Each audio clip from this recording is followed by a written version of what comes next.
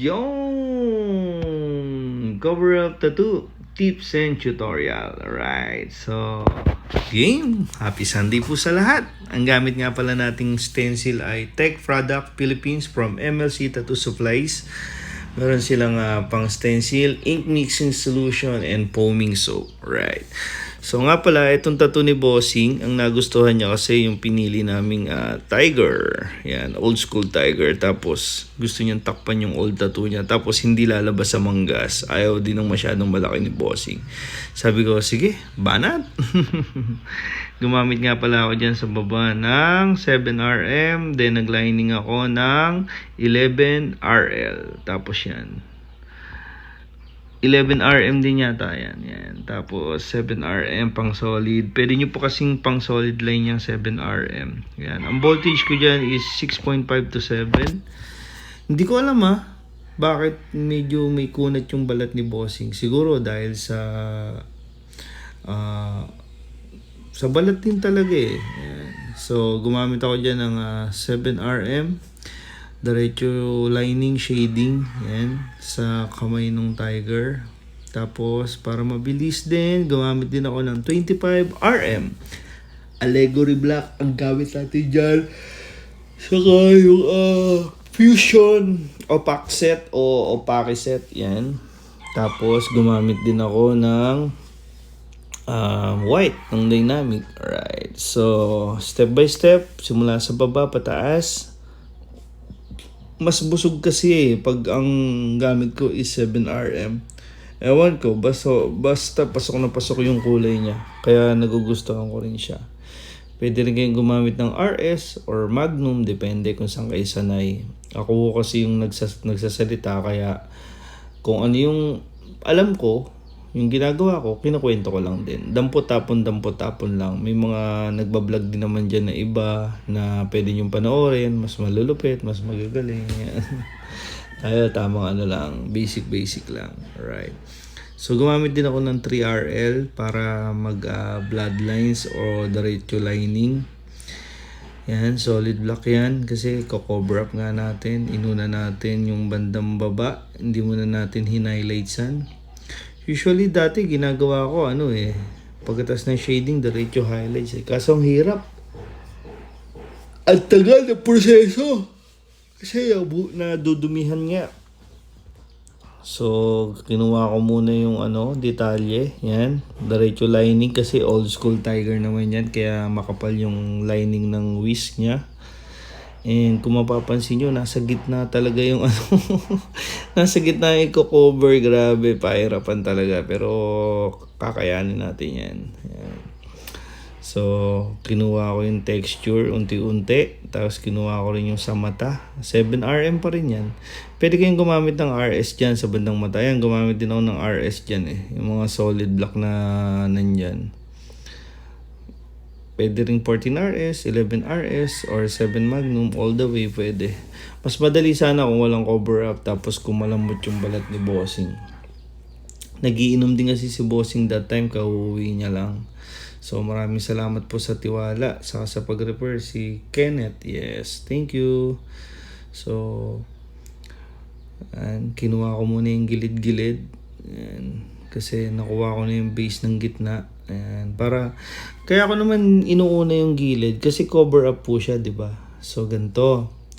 Pagka nakuha ko na yung detalye ng gitna, shading ako na yung gilid kasi doon ko makikita sa gilid kung paano ko titimplahin yung gitna, kung ilalight o ida-dark ko ba siya. Usually, gaya na sabi ko sa inyo, tinatry ko talaga ngayong i-light yung cover up. Kumbaga hindi na kailangang solid black, dark na dark. Kung kaya namang i-light natin. Unti-unti lang.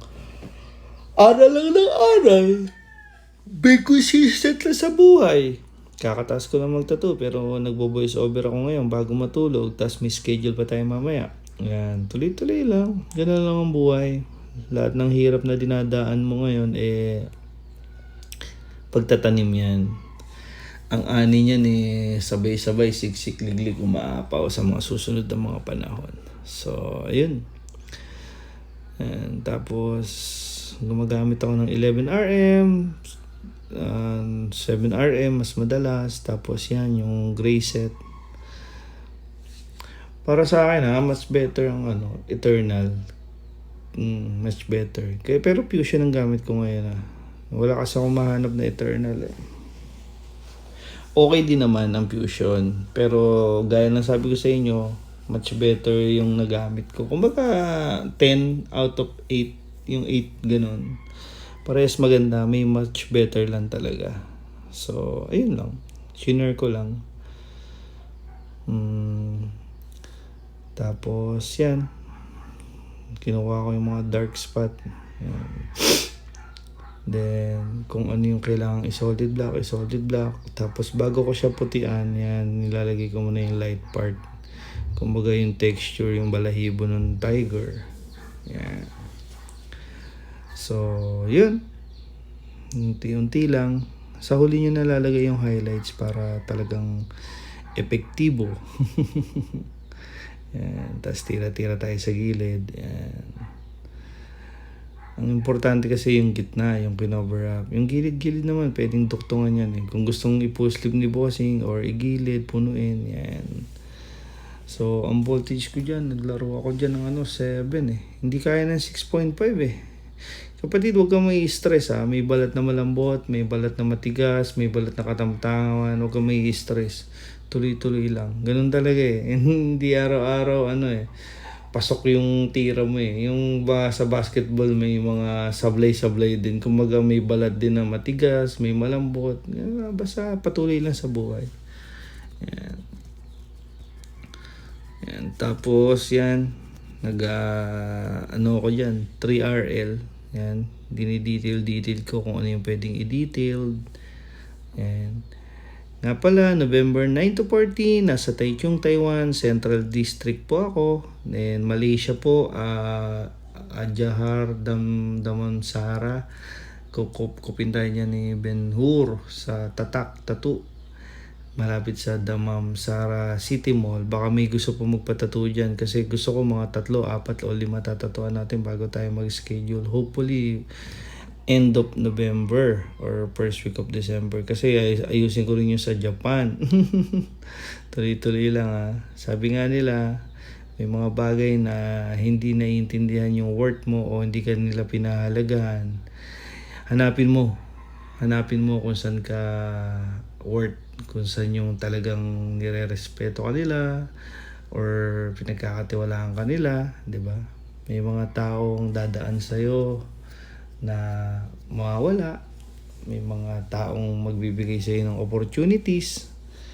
Basta laban lang ng laban. Kaya kung mapapansin nyo, gumamit ako ng 11RL, 7RM, 11RS. Gumamit na rin ako ng 25RM. Di ko alam ba't ang hirap. So, ang hirap papasukan ng balat ni bossing nung bandang huli. May ganun balat Yung habang tumatagal parang lalong nag-chicken skin na parang ang hirap papasukan. Pero hindi ko pa rin sinukuan yan, syempre. Yan. So, gumamit ako dyan ng 11RS. Yan, sa gilid. Tapos, dapat nga pwede yan, minsan yung iba, pasok na yan ng 7RM Mas solid. Dahil ko nagamit na needles dyan.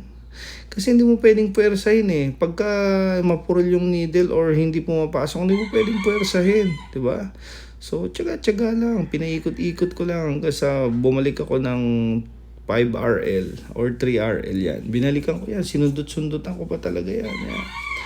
Ang pasensya na ho kayo sa kuha ko kasi natural light po lahat yan Nasira kasi yung CPL ko saka yung polarized film ko. Pero sa mga susunod na mga vlog natin, magpo-post tayo ng magandang video. Hindi naman tayo pwedeng tumigil dahil nasira yung pang-video natin, pang-picture, di ba?